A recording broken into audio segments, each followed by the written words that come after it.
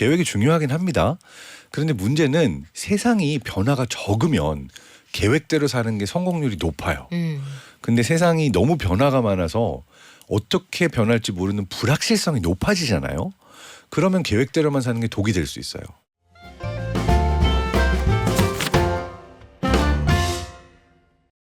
자, 차에 함께 타고 계신 부모님들 뒷좌석에 아이들 보면서 한숨 푹. 아, 너희들 왜 이렇게 말을 안 듣니? 근데 생각해보면요. 나도 내 말을 안 들어요. 분명히 올해 1월 1일부터 운동해야지, 다이어트 해야지, 공부 열심히 해야지, 목돈 만들어야지 했을 텐데 나도 내 말을 안 듣습니다. 왜일까요? 왜 작심삼일에 매년 끝나고야 마는 걸까요? 이럴 때 요 솔루션을 주실 분이 계신 것 같아요. 뇌과학자 한양대 장동선 교수에게 내가 나한테 왜 그러는지 물어볼게요. 안녕하세요. 안녕하세요. 반갑습니다. 장동선입니다. 아, 교수님 설날에는 뇌과학이죠. 그렇죠? 언제든 뇌과학은 사용할 수 있습니다. 아, 그러니까요. 네. 아니 근데 우리 장 교수님한테 물어보고 싶은 얘기가 정말 많으실 텐데 요 들으시는 분들은 아마 아, 이거 내 얘기다. 나도 궁금하다 하시면 함께 나누고 싶은 고민들 보내주세요. 단문 50원, 장문 100원, 샵 1035로 보내주시면 저희가 소개된 분들 중에 추첨해서 커피도 보내드립니다. 자, 설날 되면 제일 궁금한 게요, 교수님. 저도 저한테 안 그러려고 했는데 네. 원래는 1월 1일부터 제가 운동을 했어야 되거든요. 근데 역시 작심 3일이었어요. 이거 왜 그런 거예요? 작심 4일도 안 되고 5일도 안 되고. 사실은 작심 2일인 분들도 더 많을 수 있습니다. 아, 진짜요? 네, 꼭 3일인 건 아닌데 네. 뇌가 기본적으로 자동 모드로 작동하는 게 있고 수동 모드로 갈 때가 있어요. 뇌도 오토파일럿 기능이 있나요? 보통 항상 네. 자동 모드로 움직입니다. 그러니까 무슨 얘기냐면 내가 이미 형성한 습관들이 있으면 생각 안 하고 하는 게 편해요. 그러니까 자전거 생각해 보면 처음 자전거 배울 때 힘들었고, 네. 근데 자전거 한번 배우고 나면은 내가 배운 대로 아무 생각 안 하고 탈 수 있잖아요. 네, 알아서 굴러가요. 그런데 자전거가 아닌 뭔가를 또 내가 새로 배워야 된다. 뇌가 에너지를 써야 되죠. 그러니까 새로 마음을 먹고 내가 이걸 해야지라고 하는 순간 원래 하던 대로 하는 게 아니라 내가 새로운 거를 배우고 새로운 회로를 열어야 되기 때문에 뇌의 에너지 소모가 많아지는 거예요. 그러다 보니까 처음 하루는 마음 먹었으니까 하고 이틀까지 넘어가기도 하지만 3일 정도 가게 되면 어느 순간 원래 나의 패턴대로 돌아오는 것이 정상입니다. 아, 정상이에요? 네, 왜냐하면 뇌가 이제 에너지 소모를 안 하려고 하는 경향이 있기 때문에 네. 다시 돌아오는데 요거를 조금 피하려면 뭐가 있냐? 원래대로 돌아오게 하는 무의식적인 어떤 계기들을 피하는 게 좋아요. 계기들을 피한다. 그러니까 예를 들어서 내가 항상 공부하던 책상에 앉으면 공부를 안 하는 게 아니라 넷플릭스부터 켠다. 그리고 책상 정리해야죠. 이제 공부하기 전에. 맞아요. 그게 국룰이거든요. 그러면은 네. 그 상황에 들어가게 되면 내가 하고 싶건 하고 싶지 않건 원래대로 넷플릭스 보게 되거나 책상 정리하게 되는 게 더 확률적으로 높은 일이에요. 그러면 앉지를 말고 이제는 스탠딩으로 해볼까? 서서. 그러면은 완전 새로운 모드니까 뇌가 새로운 모드에서 원래 모드로 안 돌아갈 수가 있고, 아니면 이것도 좋은 방법입니다. 카페 가서 일하는 거예요. 카페에 가서. 그래서 늘 카페만 가시는 분들이 계시죠. 아니 그래서 그렇게 다들 사람이 많구나. 자리가 항상 없는 이유가 그래서 그렇구나. 네, 근데 일단은 원래 환경에서는 내가 원래 모드대로 발동될 가능성이 높기 때문에 뭔가 새로운 환경을 만들어주는 것, 원래의 상황으로 안 돌아가게 하는 게 가장 좋고요. 그냥 작심삼일은 당연히 누구에게나 일어난 일이고 그게 안 일어나려면 뭔가 좀 어렵더라도 새로운 상황에 넣는 게 원래 상황에서 바뀌려고 하는 것보다 쉽다. 그러네요. 어제랑 똑같이 사는데 오늘과 내일이 바뀌기를 바라면 요건 안 되겠네요. 그렇죠. 그러니까 회사에서도 부장님들이 맨날 새로운 아이디어 짜내라고 브레인스토밍 시키지만 네. 똑같은 회의실에서 똑같은 건물 안에서 네. 백날 새로운 아이디어를 내려고 해봤자 새로운 게 나오기 어렵죠. 부장님이 한우를 사주면서 얘기하라고 하면 생각나지 않을까요? 나옵니다. 나오죠. 한 번도 가보지 않았던 한우집에 가서 맛있는 거 먹으면서 아니면 새로운 곳에 가서 아예 산책을 하면서 괜찮다. 네. 된장밥부터 시키지 마시고 한 2인분 추가해 주시면 아이디어 팍팍. 근데 미루고 싶은 그런 마음도 말씀하신 것처럼 그 뇌가 나는 네. 안 하던 거 하면 소모돼. 그래서 하기 싫어. 그래서 그런 거예요? 그러니까 미룬다라고 하는 거는 조금 더 구체적으로 들어가야 되는데 네. 그냥 일반적인 미루기가 있고 병적인 미루기가 있어요. 일반적인 거랑 병적인 걸 어떻게 구분해요? 병적인 미루기는 이런 거죠. 일 다 해놓고 월급 받아야 되는데 월급 받으려면은 내가 뭔가 이제 개인 사업자나 이런 사람들은 제출해야 되는 서류나 세금 계산서 떼야 되는 거 이런 거 있잖아요. 복잡한 거. 그걸 하면은 돈이 들어오는데 내가 꼭 해야 되는 것조차도 막 몇 달을 미뤄서 돈을 못 받는데도 그걸 못 하고 있는 상황. 이건 약간 병적이죠. 왜냐하면 내 삶에 큰 타격이 오고 그쵸. 내가 뭐 사람들의 신뢰를 잃거나 벌어야 되는 돈을 못 버니까. 그래서 이 경우는 정말 약간 문제적인 미루기라고 할 수 있는데 많은 경우에는 이런 문제적인 미루기까지 가진 않고 일반적인 미루기가 많죠. 공부해야 되는데 운동해야 되는데 하면서 안 하는 거. 그럼 이 경우는 크게 나누면 두 개로 나눌 수 있습니다. 쉬고 싶어서 미루는 거랑 네. 놀고 싶어서 미루는 거랑 쉬고 싶은 거랑 놀고 싶은 거랑 많이 다른 거예요? 어떻게 다르냐면 네. 쉬고 싶어서 미루는 건 뭐냐면 뇌가 에너지가 없어요. 지쳤어요. 내가 약간 불안, 우울 또는 번아웃 이게 있어서 나도 뭔가를 해야 된다는 걸 아는데 지금 너무 힘들어. 배터리가 떨어졌군요. 맞아요. 이때는 네. 일단 잠을 많이 자고 맛있는 거 먹고 내 체력 회복을 하고 나면 해야 되는 일을 할 수 있는 힘이 생겨요. 그러니까 그렇지 않아도 지쳐 있는데 다이어트, 운동 안 됩니다. 지쳐 있으니까. 일단 살고 봐야죠. 그렇죠. 네. 그러니까 이럴 때는 쉬고 싶어서 미루는 거니까 쉬어주고 하면 그게 미뤄지지 않고 잘 돼요. 에너지가 돌아오면. 저 같은 경우도 밤에 쥐어짜서 데드라인 뭐 쓰려고 하면 안 써지는데 일단 자고 아침에 일어나면 벼락치기가 잘 될 때가 많습니다. 와. 왜냐하면 에너지가 충전이 네. 됐으니까. 이게 이제 쉬면서 쉬고 싶어서 미루는 케이스고 두 번째는 놀고 싶어서 미루는 케이스예요. 놀고 싶어서. 이 경우는 왜 미루냐? 뇌에서 중요도 선정 안에 내가 해야 되는 일이 안 들어가 있는 거예요. 아니 이거 되게 중요한데 시험을 앞두고 있지만 나는 놀고 싶어 할 때 뇌가 알아서 우선순위를 놀기 이걸 영순위로 둔다고요? 그러니까 만약에 정말 닥치는 중요한 시험의 데드라인이 다가왔다. 안 놀죠. 근데 뇌 입장에서 하루 정도 몇 시간 정도 더 놀아도 될 것 같은데 라고 한 여유가 있는 거예요. 그럼 그 순간은 내가 이제 완전 닥쳐오지 않았으니까 네. 미래의 나는 지금의 내가 아니니까 미래의 내가 어떻게든 해낼 거야. 내일이나 모레에 내가 알아서 하겠지. 네. 오늘의 나는 놀아볼까? 요렇게요. 나에 대한 너무 큰 믿음이 있는데 지금 와. 당장 내 눈앞에서 중요해지는 거는 네. 놀고 싶은 거죠.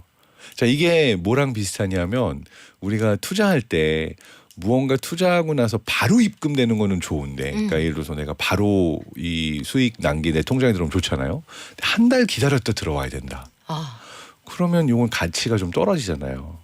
그런 것처럼 내가 이제 시간이 갈수록 뒤에 오는 것들에 대해서는 뇌가 더 가치가 떨어진다라고 생각을 하게 돼 있는 거예요. 근데 마찬가지로 지금 당장 해야 되는 일에 대해서도 그 중요도가 코앞에 있는 것이 나에게 즐거움을 줄 수 있고 당장 뭔가 재밌는 게 있으면 그걸 우선순위로 올리고 싶어 해요. 그렇구나. 네. 아니 근데 교수님 요즘은요 어떻게 보면 우리가 사는 인생을 내 인생을 나 혼자 사는 게 아니라 SNS를 통해서 쇼윈도 라이프로 보여주기도 하잖아요. 많이 그러죠. 근데 그 쇼윈도 라이프가 내가 올릴 때도 사실 내가 이렇게 안 생겼거든요. 사진 150장 찍은 다음에 그중에 딱 한 장 잘 나온 거 올리면 예쁘다 댓글 이렇게 달아주면 좋아서 올리는 건데 네. 남들도 그럴 거라는 걸 미루어 짐작하면서도 남의 인생은 그렇게 되게 괜찮아 보이고 이런 심리는 왜 그렇습니까? 이거는 이제 뇌가 얻게 되는 감각 신호들이 엄청나게 많잖아요. 다른 사람의 사진도 올라오고 내가 거울 봤을 때 보이는 내 얼굴도 있고 뭐 되게 다양한 신호들이 있어요.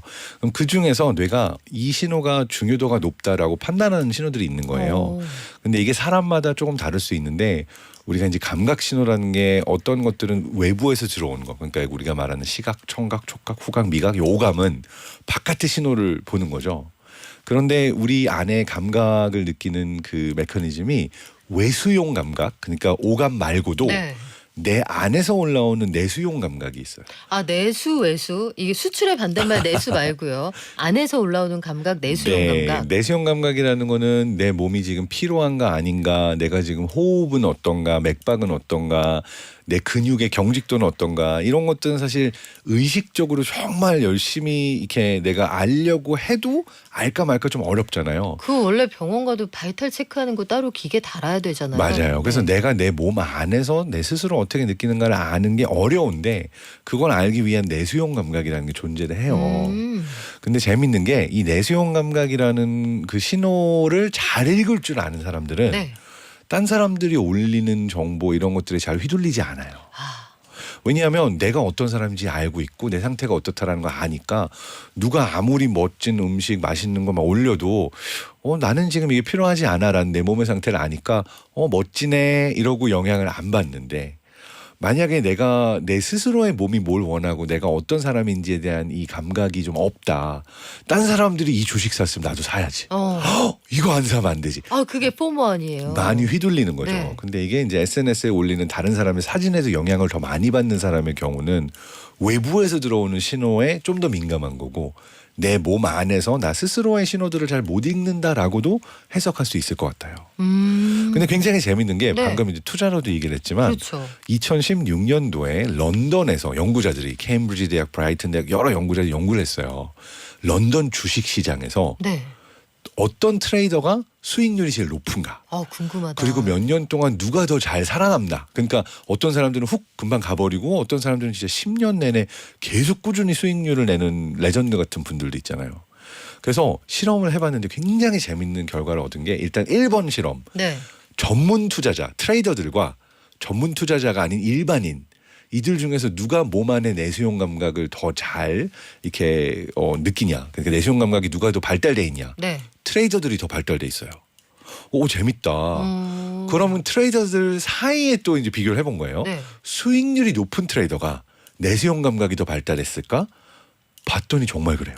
그러니까 내가 어떤 사람이고 내 성향이 뭔지를 잘 파악하는 사람들이 그 직업을 하고 그 중에서도 탑 티어에 올라갈 가능성이 크다 이런 말씀이에요. 그러니까 내가 스스로의 몸의 감각에 대해서 어느 정도 민감도가 형성되어 있지 않으면 이 주식 시장의 신호를 읽고 투자하고 하는 일을 하기에 적합하지 않다라고도 볼 수 있는 거죠. 아 초기 발달했다 소리. 맞아요. 초기 그런 발달한 표현이네. 거예요. 근데 그 예. 촉이 다른 사람을 읽어내는 촉이 발달해야 되는 거잖아요.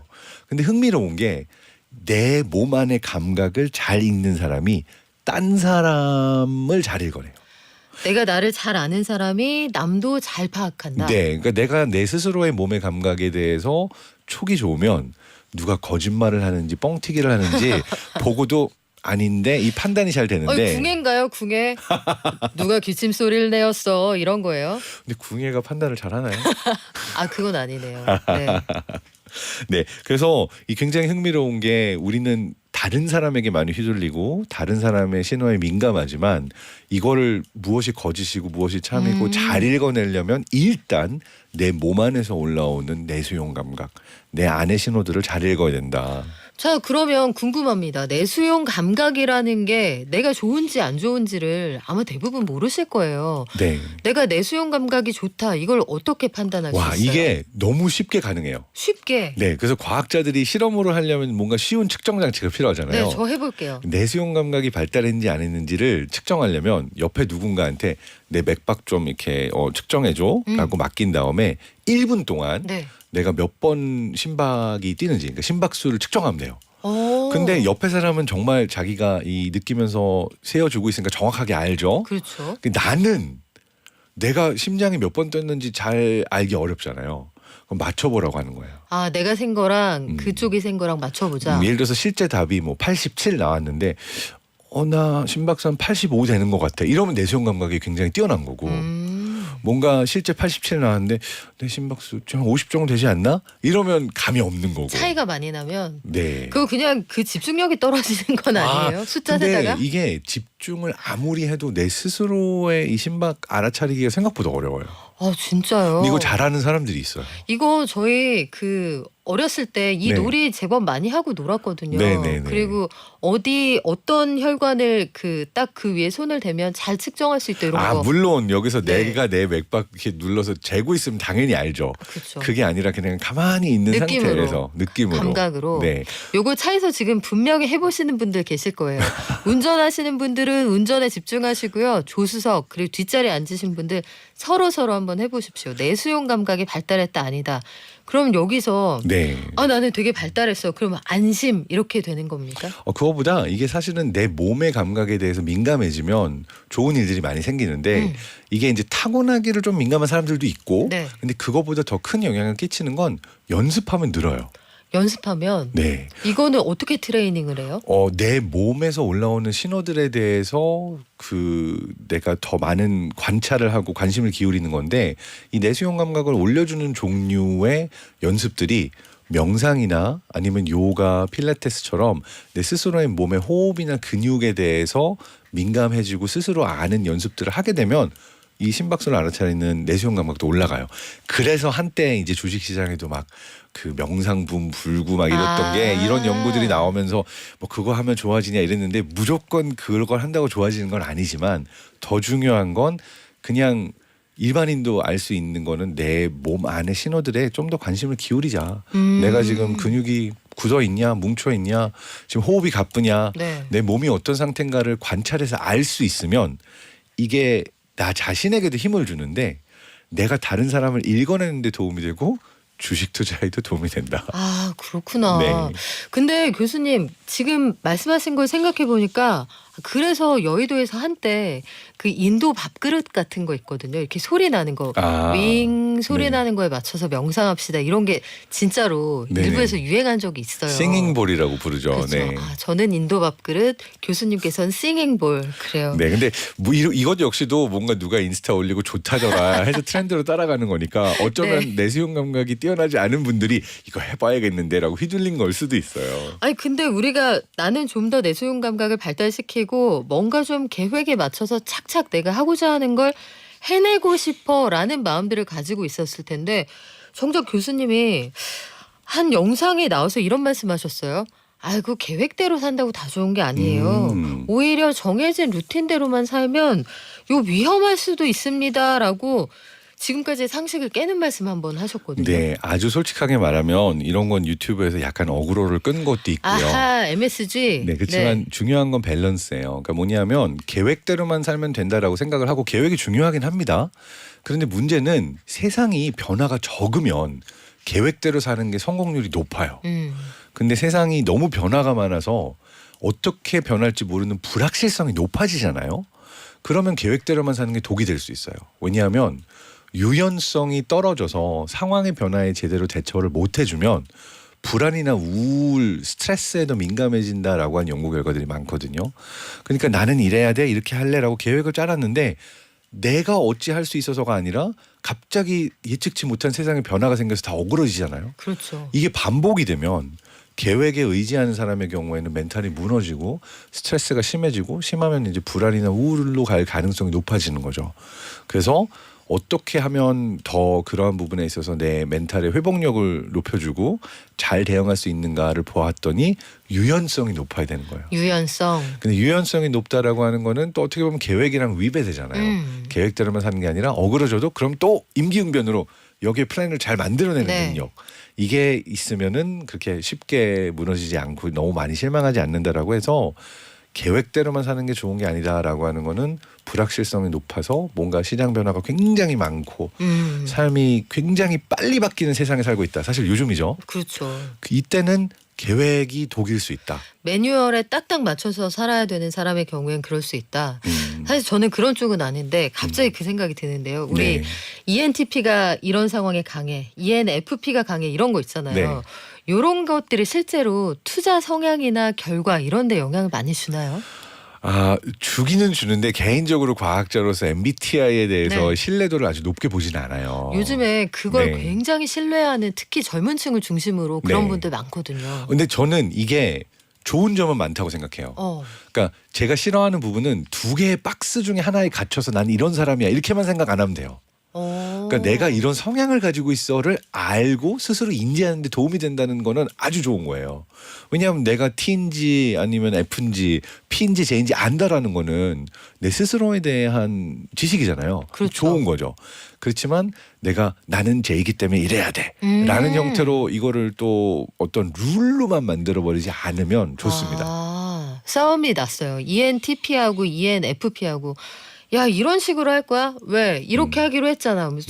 나는 성향이 원래 P야. 네. 나는 뭐 T야. 이런 얘기하면서 싸울 필요가 없다는 얘기네요. 그렇죠. 그리고 상황에 따라 변합니다. 저 같은 경우는 이제 회사에서 일하면서 팀장일 때는 ENTJ에 가까웠고요. TJ. 근데 쉽지 않은데. 평소에는 ENTP입니다. 그러니까, TP. 그러니까 이런 네. 거죠. 점심 먹으러 가는데 회사 일할 때는 그 짧은 1시간 동안 이거 먹을까 저거 먹을까 안 돼요. 이거 먹으러 가자. 정하고 가는 게 맞아요. 근데 회사에서 일하는 시간이 아니다. 네. 오늘 친구끼리 만났다. 뭘 먹어도 좋습니다. 그렇죠. 네, 다른 거죠. 회사에서 메뉴 정하고 가시는 팀장님이셨다고요? 아니 그래야 맛있는 거를 빠른 시간 안에 먹죠. 인기가 굉장히 많으시지는 않았을 것 같다는 생각이 살짝. 팀장은 원래 인기가 좋기 어렵습니다.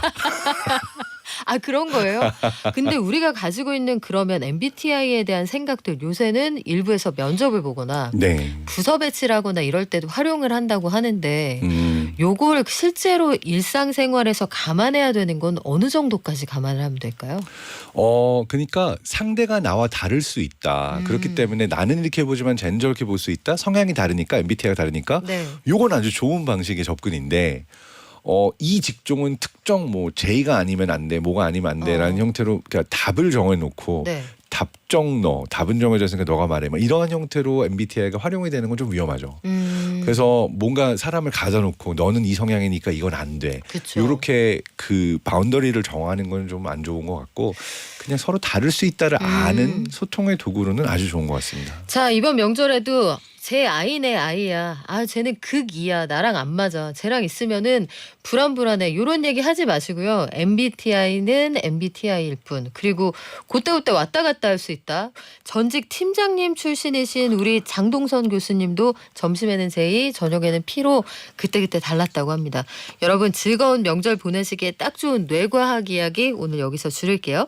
지금까지 뇌과학자 한양대 장동선 교수와 함께했습니다. 고맙습니다. 네, 새해 복 많이 받으세요.